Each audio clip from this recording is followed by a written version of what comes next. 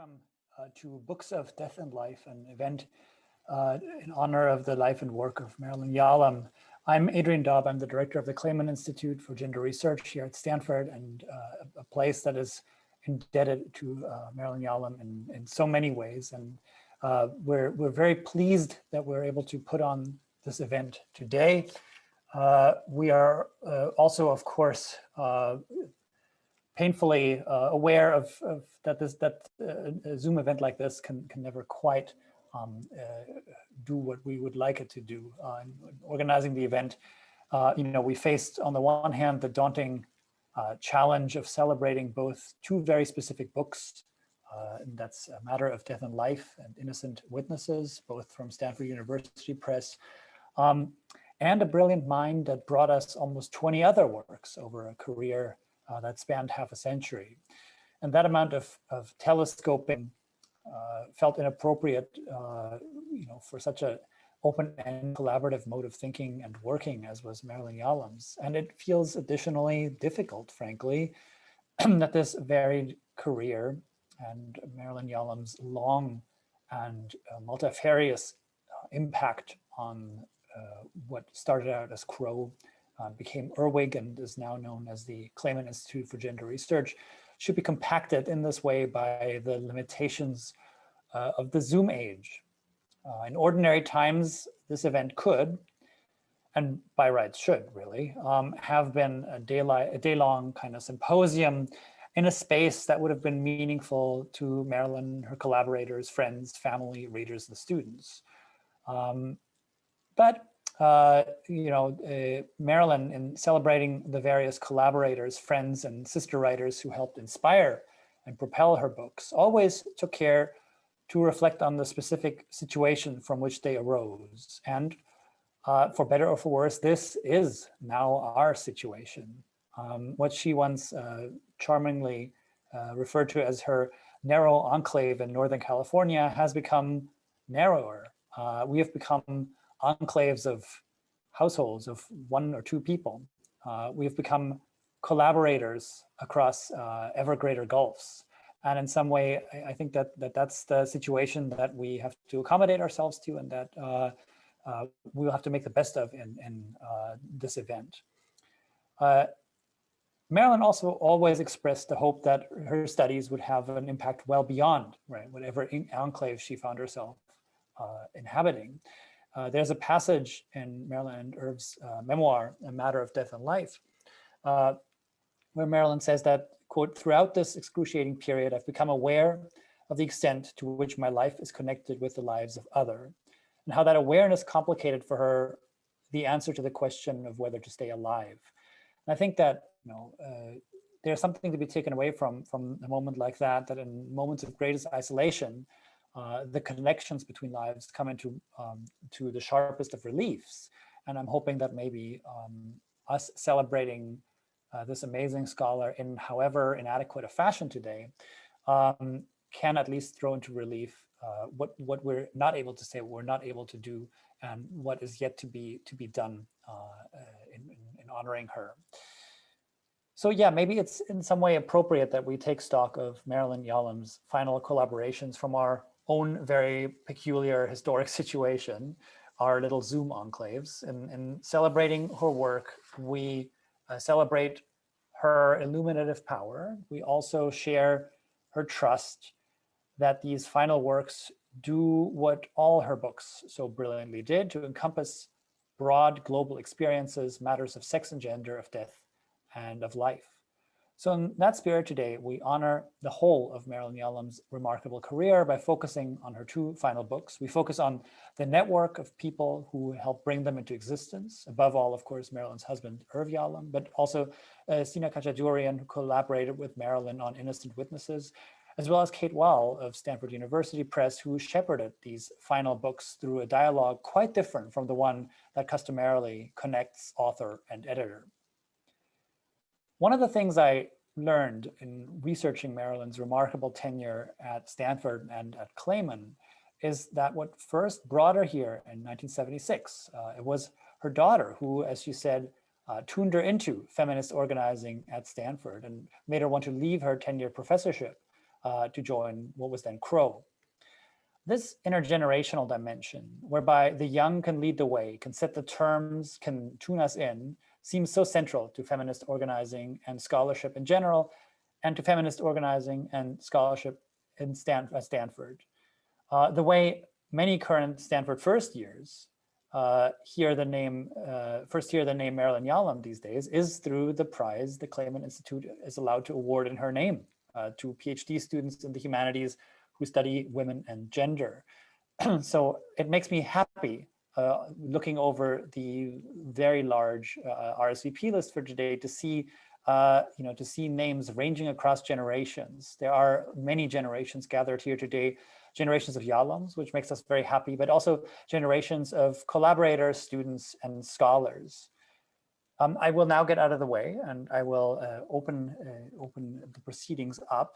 I will first hand things over to Kate Wahl, who is the editor-in-chief at Stanford University Press, and who will say more about the truly remarkable path that these two books took on their way to you, generations of readers. So thank you for joining us, and thank you, Kate, for being here. I'll hand it over to you.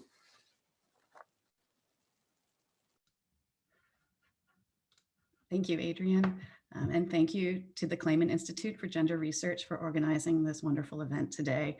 It's a pleasure and an honor to be here today to commemorate Marilyn Yalom. When Adrian first suggested that I share some words about working with Marilyn and how these two books, Innocent Witnesses and A Matter of Death and Life, developed for her, I'll admit that a worry hit me. I didn't really know Marilyn, and certainly not like the others speaking today, or like so many of you in attendance. I was presented both of these manuscripts through Marilyn's longtime literary agent and friend, Sandy Dykstra, and I met Marilyn only once. That meeting was a memorable one, certainly. It's rare to meet with any author. Most of my author relationships develop over email, phone calls, and of course, over Zoom. So to be able to discuss a manuscript and bring a publishing contract to an author to sign in person was noteworthy.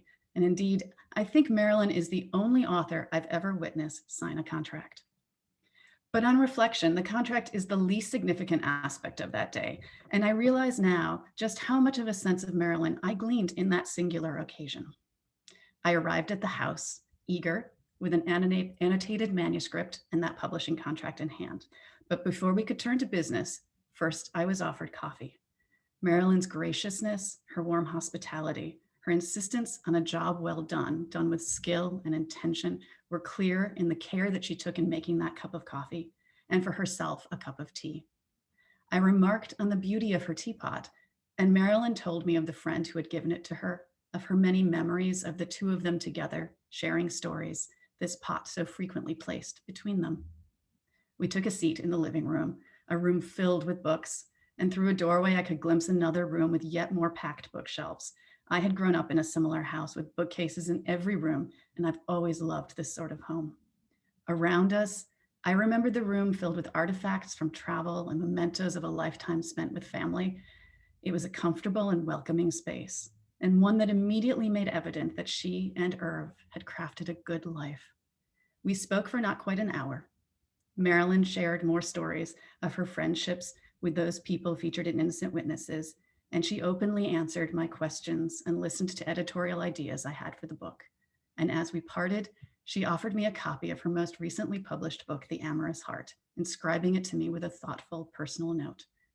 I remained so struck by her generosity of time and spirit and conversation and intellect that day. We had hoped to meet again to discuss Innocent Witnesses in more detail, but that was not to be. Reflecting now on the editorial development of her manuscripts in the months that followed our meeting, I realized that, of course, I did still come to know Marilyn in a way. I came to know her through others, through her literary agent, Sandy, through discussions with people across the Stanford community, through work together with her son, Ben, editing Innocent Witnesses, and of course, through the work with Irv on A Matter of Death and Life. All of these people shared stories of Marilyn as we discussed what she would have wanted in both of these texts. But most important, I realized I came to know Marilyn through her writing. I see my role as an editor in very simple terms, to help craft prose and argument in line with an author's vision. Every manuscript gives opportunity to think through the unique voice of its author, and what a wonderful opportunity Marilyn's writing offered. Her writing is clear and precise, while open and inviting to the reader, her mind curious about human experience, both experiences specific to an individual and those collectively shared. As I've heard from so many about how, over her lifetime, Marilyn was such an important colleague, friend, mentor, and partner, it is not surprising that her two final book projects are shared efforts. These writings are the culmination of a lifetime prioritizing mentorship, collaboration, and feminist practice. Innocent Witnesses and A Matter of Death and Life offer a striking pairing. Here we have the bookends of life, one work focused on childhood, the other on old age. One book considers how people develop from and overcome early life adversities, how we each can craft active lives and carry our memories forward, while the other models how we might embrace and recognize a life well lived, to be able to look back on a lifetime of choices, activity, and accomplishments without regret. One brings together a circle of friends, illustrating life's richness to be found in cultivating vibrant social circles. The second embraces the most significant and intimate relationship of Marilyn's life with Irv. In both books, Marilyn's writing is unapologetically intellectual, a quality so important in an age that seems increasingly to question expertise and reason. But what I have come to learn most of Marilyn Yalom, what I see in both books, is a fundamental statement about how even the smallest gesture of an individual carries and ripples through so many others. Stanford University Press is proud to have published Innocent Witnesses and A Matter of Death and Life, and I have been honored to work with and for Marilyn on these books. I hope she would have been pleased with the choices we've all made, and that these works, as now published, do justice to her original vision for each. These books cap an impressive career, and I hope will spur continued interest in Marilyn's work. In their varied topics and approaches, I also hope Innocent Witnesses and A Matter of Death and Life might attract new audiences, inspiring yet more readers to investigate her entire literary output, that more and more people will come to know Marilyn, as I did, through her writing. And now I'd like to turn to our main event, and I'm pleased to introduce two people who knew Marilyn very, very well. One perhaps needs no introduction for all of you. Irvin Yalom is a psychiatrist and emeritus professor at Stanford University. He is the author of more than 15 books, both fiction and nonfiction, including Love's Executioner, The Gift of Therapy, Becoming Myself, and When Nietzsche Wept. I should note too that, like Marilyn, A Matter of Death and Life is not the only book Irv published in these last months. The 6th edition of his textbook, The Theory and Practice of Group Psychotherapy, was released this past December. Irv met Marilyn at the age of 14, and they were married in 1956. But before we hear from Irv, I'd also like to introduce Stina Katchadourian, author, journalist, and literary translator. Stina grew up in Finland and has lived in Stanford since 1966. She was an affiliated scholar at what was then called CROW, the Stanford Center for Research on Women, today's Clayman Institute. Her books include Ephronia, an Armenian love story, a book about her Armenian mother-in-law, and The Lap King's Daughter, a family's journey through Finland's wars. Excerpts from this wartime memoir that form one of the chapters in Marilyn Yalom's Innocent Witnesses. And with this, I turn things over to Stina. Kate, thank you very, very much. And thank you to the Clayman Institute for having me here. It's a true pleasure to be able to offer this tribute to Marilyn, whom I still miss every day. I want to talk about my relationship with her first and with the Yalom family, and then get to her books. She really was a part of my whole life here at Stanford, starting in 1966, but we had actually met even before we got here. My husband, her aunt, and I were on our way here to Stanford from our earlier life at the American University of Beirut in Lebanon, when we stopped at the World Psychiatric Congress in Madrid. And that's where we met the Yaloms. Irv and her aunt were going to be colleagues at Stanford's Department of Psychiatry. And it became very clear very soon that we were also going to be friends. And my somewhat skittishness of moving to the United States became very much less, knowing that there would be people like Irv and Marilyn in our lives here.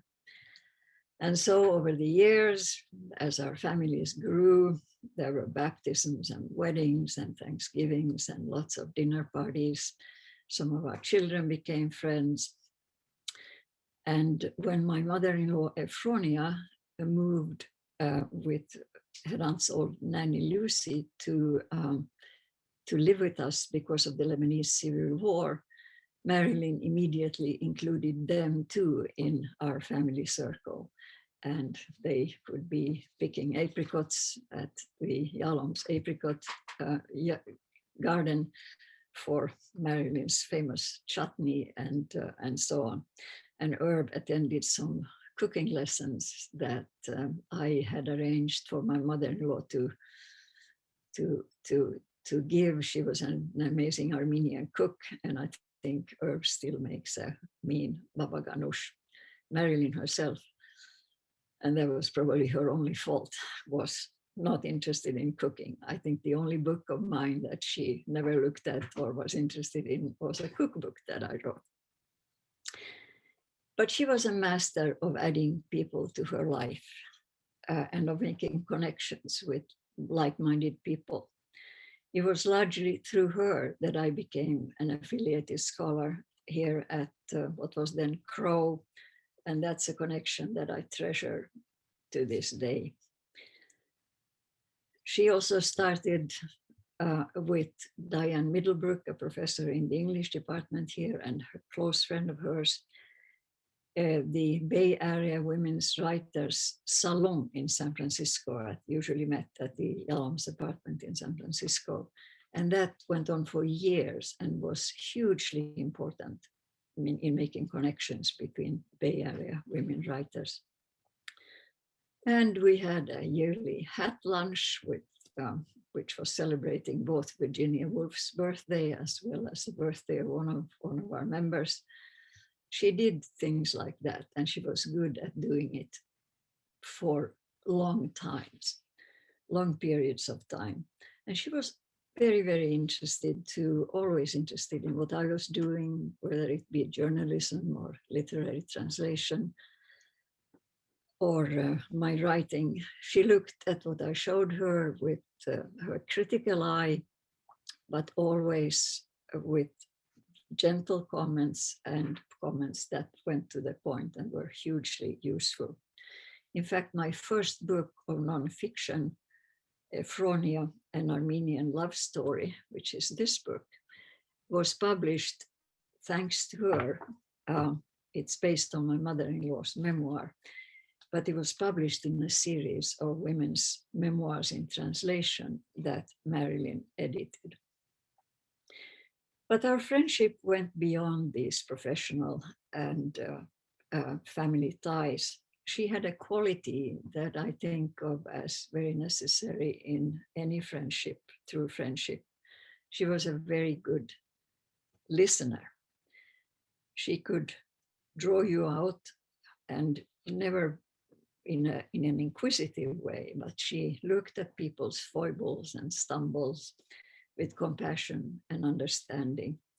One felt safe being close to her. She always had your back. And then we shared something else as well. To a large extent, Marilyn and I lived our lives bifocally. Marilyn's other world was, of course, Paris. Mine is Scandinavia. We both knew what it feels like to have two centers of gravity. We shared our experiences navigating between these two and were incredibly grateful for the richness and the fruitful tension that this brought to our lives. Marilyn, true to form, shared her Paris friends with me to the extent that she could. And we talked about our friendships and in these other worlds over innumerable cups of tea. It was after one of these Paris trips in the fall of 2018, although she didn't know it yet, this was going to be her last trip to Paris, that she called me up to set up a tea time. There was a special urgency in her voice, and I suspected that she was going to tell me that she had gotten an idea for another book. We had actually joked about this. She had assured friends that each and every one of her maybe 3 last books was going to be her last. But then there was always this new, wonderful, intriguing idea. And before we knew it, she was hard at work on the next book. But there was a new wrinkle to this one, because the idea for it came from a different part of Marilyn's personality. It did not originate in her feminism or her curiosity. She told me she wanted to do a book of personal narratives of people who were children during World War II, and wanted to include my wartime memoir, The Lap King's Daughter, in it. And here is the Lap King's Daughter with me as a 7-year-old on the cover.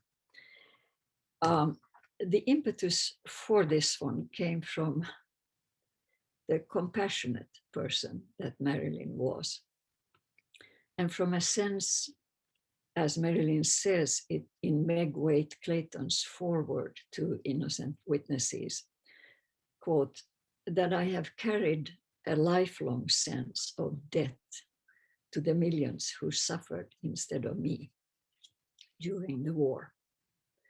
And one reason she wanted to include excerpts from The Lap King's Daughter also was the fact that it focuses on a somewhat less known part of World War II, the history of the war in the Nordic countries, particularly Finland. So Marilyn threw herself into the work of this book in the fall of 2018, and we spoke about it frequently, still having no idea of how little time she was going to have to finish it. She was happy to report that 2 of her Paris friends, Alain Briotet and Philippe Martial, both of whom I had met through her, would provide 2 very different narratives to this book of their wartime childhoods. And our close friend, Susan Groag Bell, no longer also with us, would be part of the book as well, with her memoir, Between Worlds, that talks about her childhood in Czechoslovakia as a Jewish young girl. And so would her friend and former colleague, Winfried Weiss, who had left us long ago, but whose book, A Nazi Childhood, Marilyn had edited. All of this a testament to Marilyn's talent of forming and nurturing and maintaining friendships over long periods of time. So this was in the fall. Sometime in January 2019, Marilyn and I met with another friend to celebrate this friend's birthday.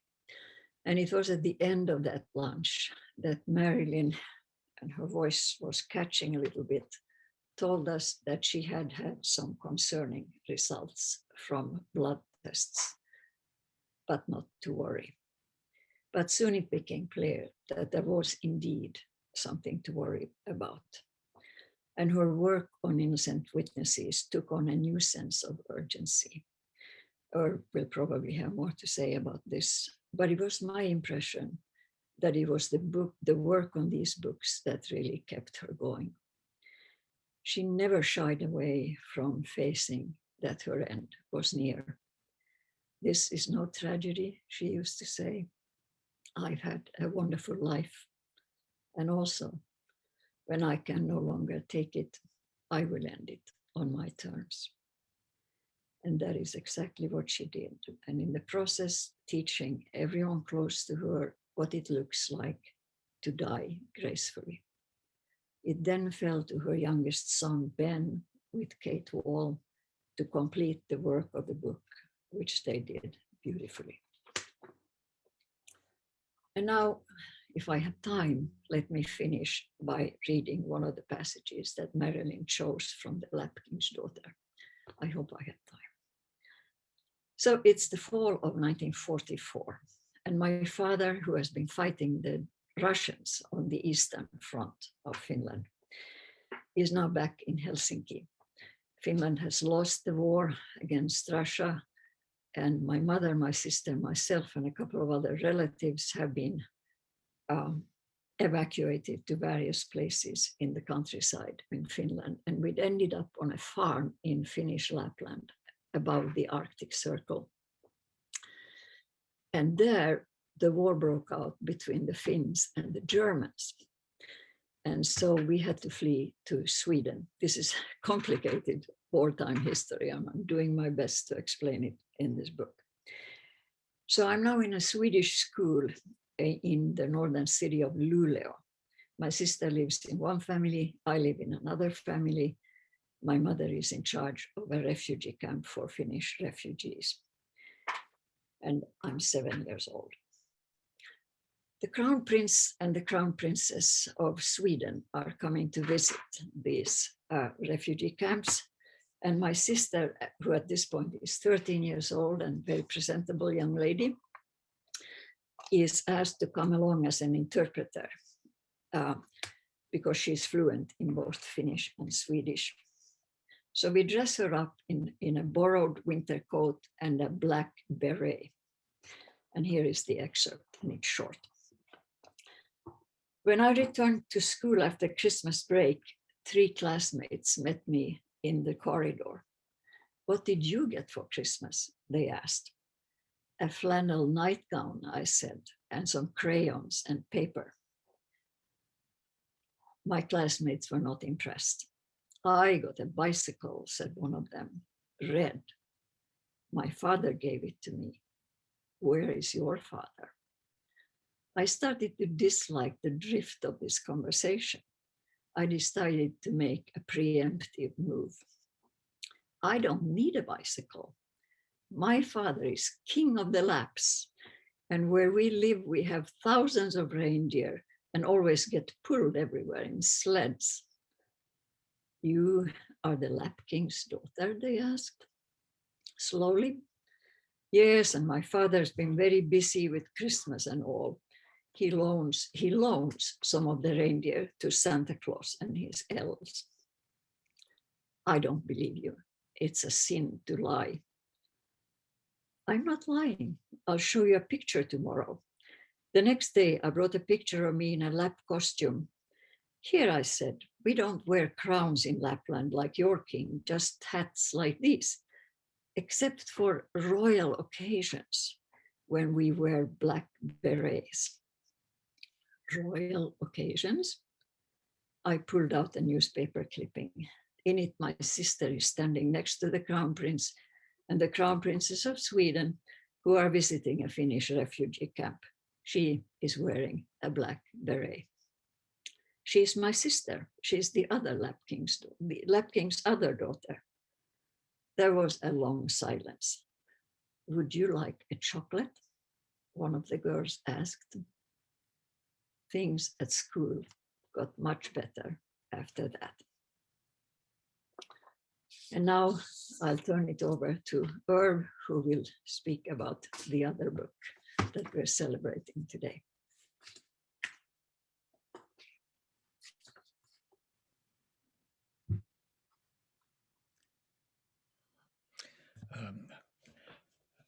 Thank you, Stina. Learned a lot, things I had never heard before. I'd like to talk about the other book that we wrote, and I think probably some of you have seen this picture on the book. And there's a picture of Marilyn and me walking down this path in Bowles Park near my home. And one day when we were walking on that,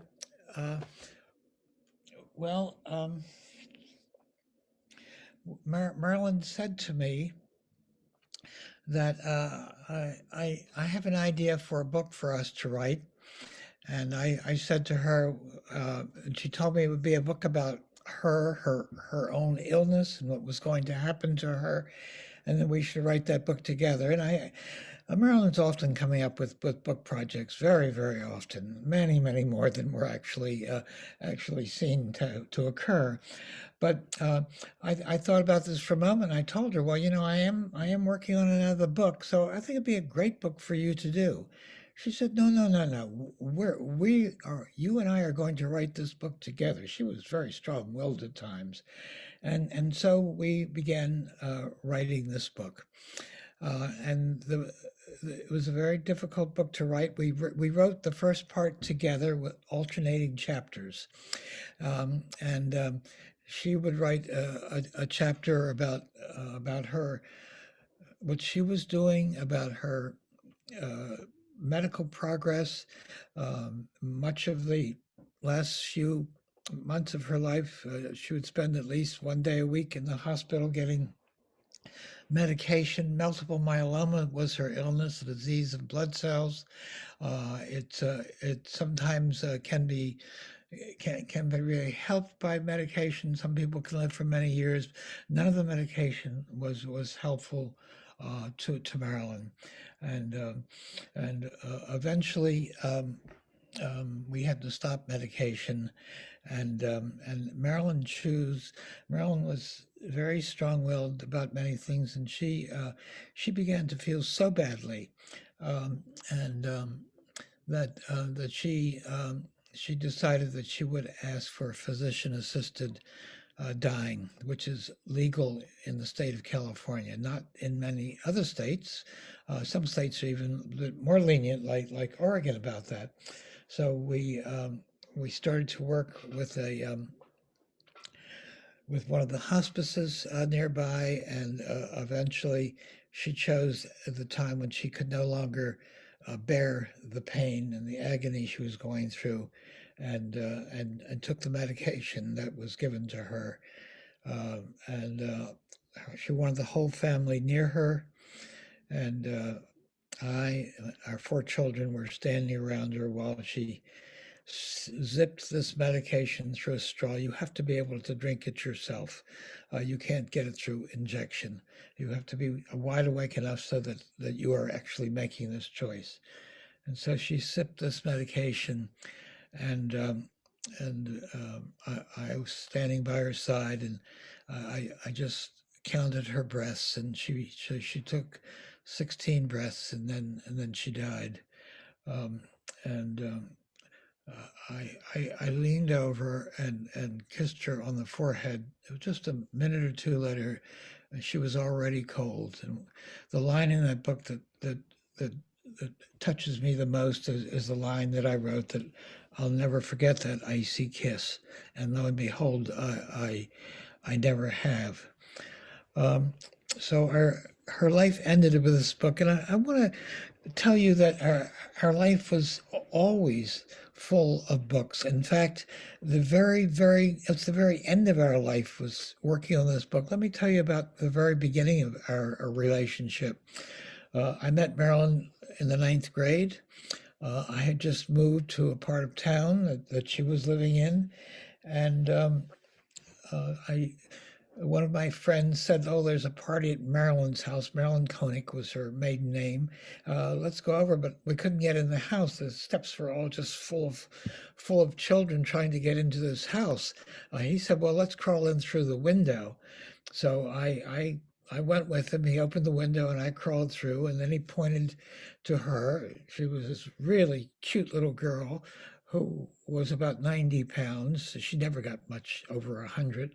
And I somehow got my way through the audience, and I said to her, I'm Irv Yalom, and I just crawled through your window. I hardly knew what else to say, but somehow I managed to ask her for a date. And a night later, I went out on the first date in my life.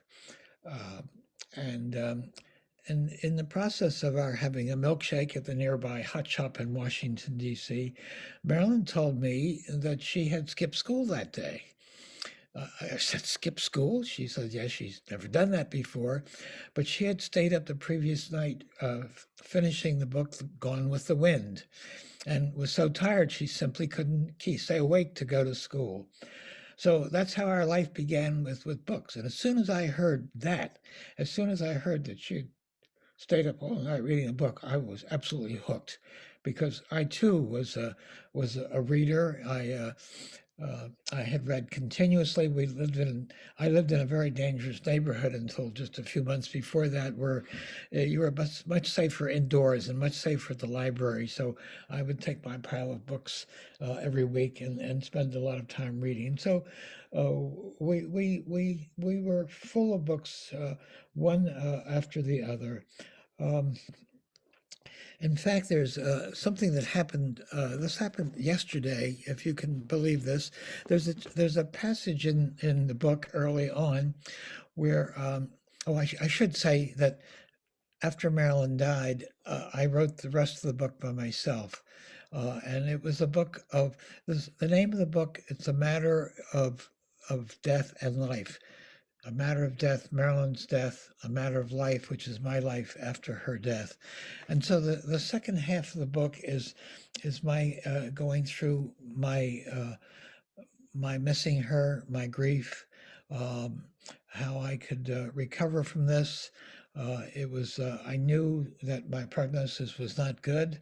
I rarely ever worked with anybody who had such a long relationship, going back to when they were 15. I'm now 89. So I devoted the rest of that book to what it was like to live without Marilyn, and what my grief was like, and how I could possibly get over it. And it's been extremely slow.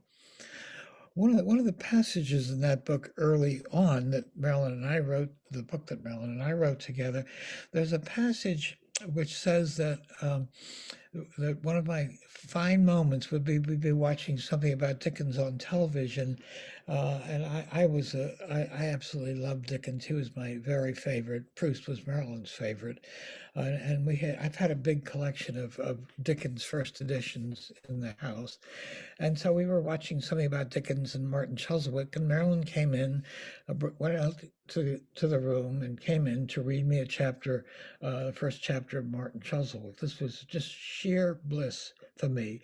So you'll read that in the chapter. Now, I am absolutely serious to this. I received in the mail yesterday, and it does not have a name of who sent this to me, but one fan sent me this book, which is one of the early editions of Martin Chuzzlewit. You can see the cover's coming off. It's extremely old, but they sent it to me as a gift, having been touched by the book that Marilyn and I wrote together. One other thing that I've just decided to talk about, and it's only touched off by what you just heard a few minutes ago from Stina, is that Stina talked about Marilyn and her apricot chutney. Bowles Park, which is a park that is just a block from where I live, has benches in it. There are about 8 benches in it. And if you decide you want to honor someone, you can pay the city a certain amount of money, and you can put a plaque up on one of the benches. So I put a plaque up on one of the 6 or 7 benches in Bowles Park, and on it, it reads to Marilyn Yalom, and then we said a few other things, and we called her a master apricot chutney chef. So you'll see that on her plaque. So please visit that in Bowles Park. So our life started and ended with reading books, and I can never forget her. So I'll stop here.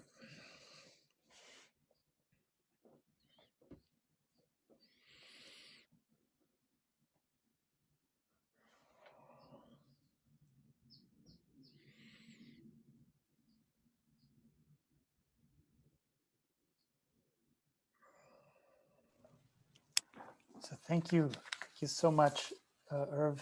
Thank you so much, Stina, and thank you, Kate, for this really incredible tour of of a life lived and well kind of ended and concluded in and through books. Now, for all of our guests, and I see there's really a lot of participants here, please avail yourself of the Q&A feature in this webinar to ask any questions that you have, to bring up any questions about the books, about any memories. And I'll be kind of acting as the MC here, because you can't directly ask, and I apologize for that. That's one of the many kinks of this format, unfortunately. So while the Q&A is filling, I don't see any questions there yet, and I'm not sure if that's on my end. I thought I might ask a question for that I had when I was reading A Matter of Death and Life, for Irv, about the question of dialogue, right? I mean, it sounded like you had to be coaxed into writing this book a little bit, and into this dialogue. I mean, obviously the dialogue would have happened one way or the other, but the dialogue in the book is different from the dialogues one has in life.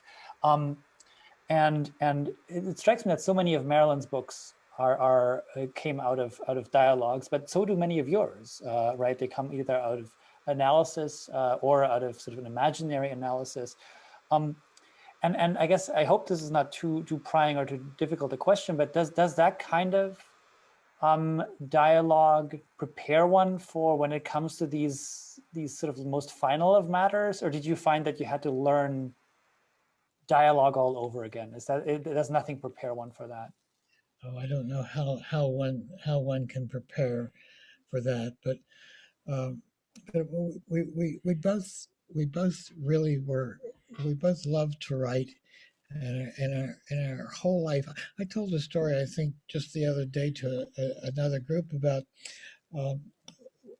when I had written a couple of books, and was awarded the Rockefeller Fellowship to Bellagio in Italy. And when I came there, they gave us a nice apartment, and they gave me a study in which I could write. But Marilyn started talking to me about some ideas she had about French women who had observed the French Revolution. And I thought that it sounds like there's a book in there, Marilyn. She had never written a book before.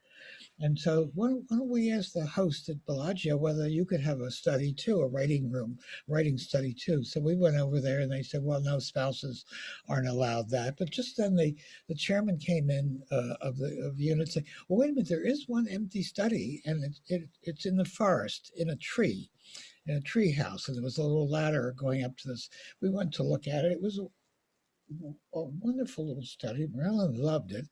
And she went up there, and that's when she wrote the French women observers of the French Revolution. From that point on, she and I were continuously working on books, and she matched me book for book. So we have a couple of comments in the chat and the Q&A.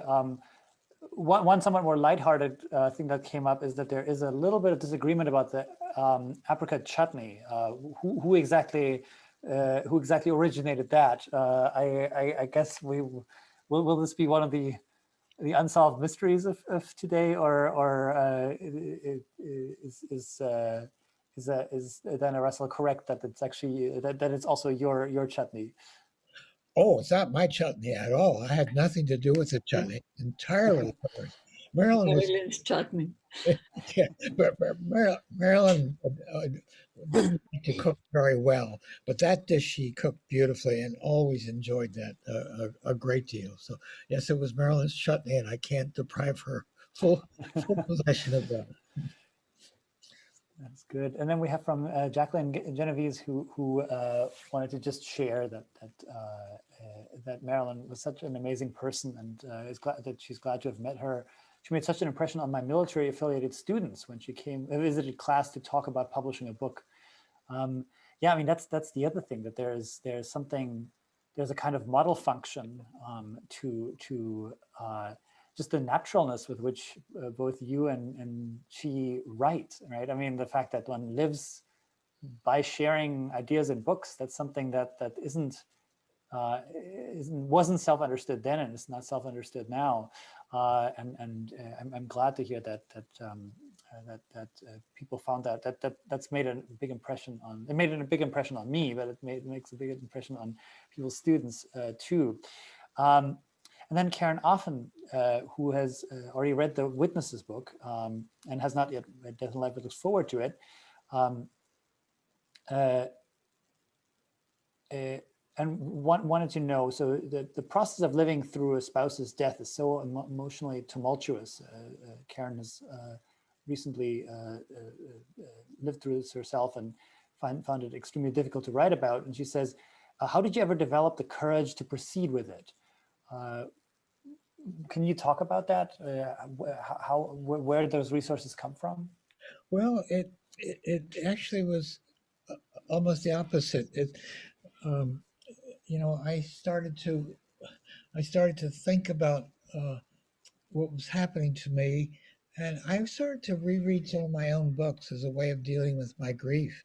And I started to read. I started to read a book called Mama and the Meaning of Life. And Mama and the Meaning of Life, there's a story in that book, the second story in the book, I think, which is 8 advanced lessons in the therapy of grief. And I started reading it, and I said, oh, God, I forgot all about that. I wrote this book. And it suddenly dawned on me, I've worked with patients with grief for a while, quite a long time. In fact, I led groups of people who were grieving. And I began thinking that it turned my attention to being an observer of my own grief, and began trying to write what was happening to me in my grief.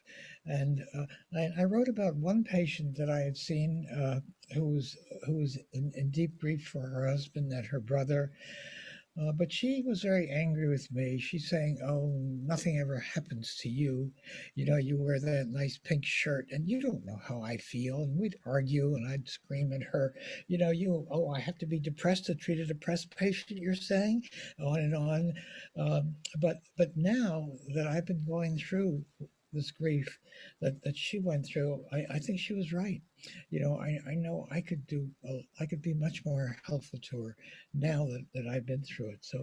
So I've been observing myself very carefully as I've gone through this, and perhaps that's something that's helped me great. The writing has always helped me and helped Marilyn. We were always writing all the time, so writing has been a lifesaver for me, and I've been writing pretty continuously much of the day, or ever since she died. It's been about 15 months now.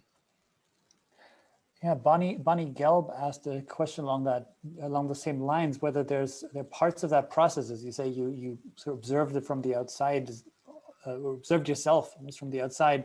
Were there parts that were surprising to you, and you occasionally or often have moments of pure joy? No, I've never had pure joy. I'm coming along very slowly. It's very difficult for me to see Marilyn's picture. I'm not willing to go to the cemetery yet, so I'm coming along quite slowly. But she's in my mind all the time, and the writing. I'm writing another kind of book right now, and the writing has been a lifesaver. It lets me focus on the people that I'm seeing and trying to help and get me through this. Thank you.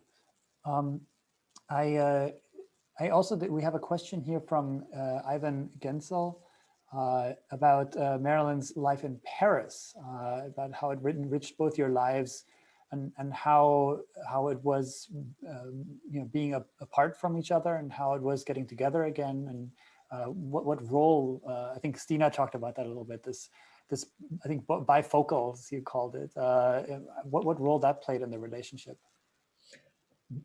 Ivan Gensel is an old friend of mine, another psychiatrist, who happened to be over at my house yesterday, and we walked down to look at Marilyn's bench together. So he's asking, what was he asking again? The question? About Paris, about sort of being in two places at once, about living these kinds of bifocal lives. I really like that phrase from Stina. Yeah, Marilyn, we never missed a sabbatical at Stanford, and always took them. And Marilyn had her choice, which was always Paris, and I had my choice. So we'd spend half the time in Paris, half the time somewhere else. I loved islands, and I loved scuba diving a lot. So we were in the Seychelles and the Great Barrier Reef for my part of the year, and then in Paris for her part of the year. And they were wonderful sabbaticals. Quite often she would go for 2 or 3 weeks on her own. And I really think she enjoyed Paris better without me, because she could talk French all the time and see all of her French. She's reminded me many times that I've managed to mispronounce every French word I've ever heard. It's absolutely true. I'm afraid languages are not one of my strengths. Thank you. That's we have a long remembrance from Hans Steiner. Judy and I have so many fond memories of Marilyn, and as I've said before, we so admire both of your bravery to face the inevitable in such a decisive way, and he wants to add that he was also extremely impressed with her modesty. When he says, when I wanted to have her as the annual Pegasus professor in psychiatry, she turned me down rather forcefully. She said, people might just think I had some sort of nepotism going on here. Despite my insisting that the invitation was based on her achievements and no one else's, she stuck to her guns and instead invited us to have dinner with her and Irv. I think that's so, with love and admiration, Hans and Judith.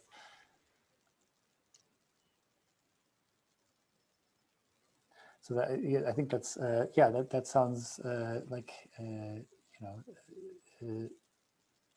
a very, yeah, as he says, a forceful modesty. So we have from Haida Ernest to Dr. Yalom. I also have a photo in my house of a dear friend who died of COVID in December. I can barely look at that photo due to my own grief. So that's the other thing I think we haven't really sort of talked about yet. That in some way we are thinking through. This book comes at the right time when a lot of us are probably only understanding what's lost in the world that we're going to re-enter. And in some way, I think that you and Marilyn are really, I mean that I know that's not what you meant to set or you set out to do here, but you sort of are, you're lighting the way for many of us who are sort of have to learn to live with things we don't even know we have to live without. I think that's a really important. What makes this book so important, and it makes it so the right time for it to come out. Well, Marilyn was concerned to the end of her life about how I was going to manage without her. She was very concerned about that because we were together so very long. So for our next question, I think Myra Stroper wanted to say something. I don't quite know technically how that works, but I'm assured by Natalie that it can be done. I think that it would make a lot of sense. Myra has seen this process also very close up, and also knows, of course, a lot more about Marilyn's early time at Crow. So can we get a spotlight on her? Is that possible?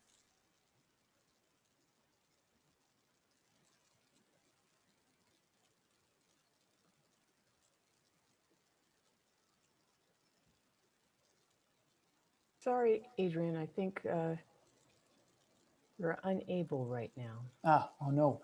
Well, let's see if we can get that working. I think Stina had raised their hand as well. Stina, did you want to, maybe in the meantime, yeah.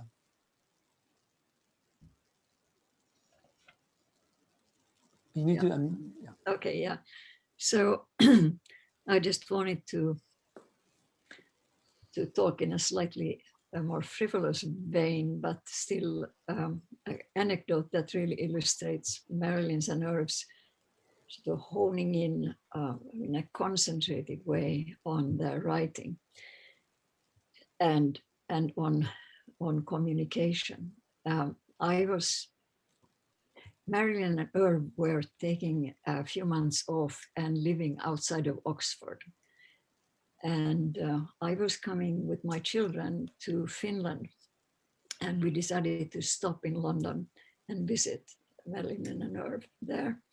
So there was a long flight. Marilyn picked me up at Heathrow, and we started driving. And we hadn't seen each other for several months, so we also started talking. But this was after, several hours of flying. And so it seemed to me after a while, after an hour and a half or so, that this drive was taking quite a long time. And then another hour passed by in lively conversation. The children were asleep in the back and the luggage was on top of the little car, until we came to a bridge that said Southern Wales. And it turned out that we had driven straight through England instead of going up to Oxford on M4 instead of M5 or one of those things. So then we turned around and finally got our way back to Oxford. And here was Irv in this lovely cottage with a thatched roof and a wonderful garden, writing.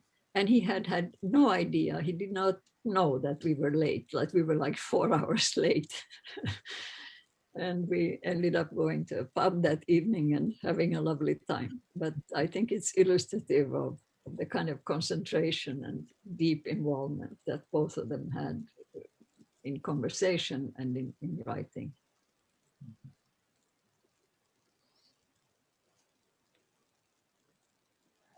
Yeah, the question of travel comes up in the Q&A quite a lot. I think that you've made an impact not just here in California, but also across the globe through your peregrinations. Mm-hmm. Let's see if I'm still trying to figure out if we can get Myra on the broadcast, but it doesn't look like it. Let's see if there are any more questions on the Q&A. Well, I think one of the lessons certainly is that once we're all back in person, I think another event like this is very much called for and important. I think something like this, it's wonderful to see everyone. It's wonderful to celebrate these books in this way, but it is maybe it's more of a stopgap. Maybe we'll do this next year in Adniv House. And I think that's maybe it's important that the limitations of the technology remind us of the fact that we still have this work is continuing, and that a lot of people still have one or two of these books both of these books to check out, and we have a long conversation ahead of us, grappling with this amazing life, this amazing work, and with these beautiful two last books that Marilyn has left us with. So if there are no more questions, I just want to thank all our panelists. I want to thank Kate, I thank Irv, I want to thank Stina for for sharing their perspectives here today. I really I'm so glad we got to do this again, and I'm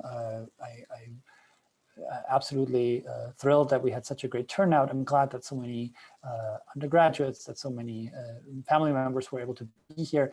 And like I said, this is not the end of any conversation. This is the beginning of a reading together, and of a grieving together, and of thinking through a legacy.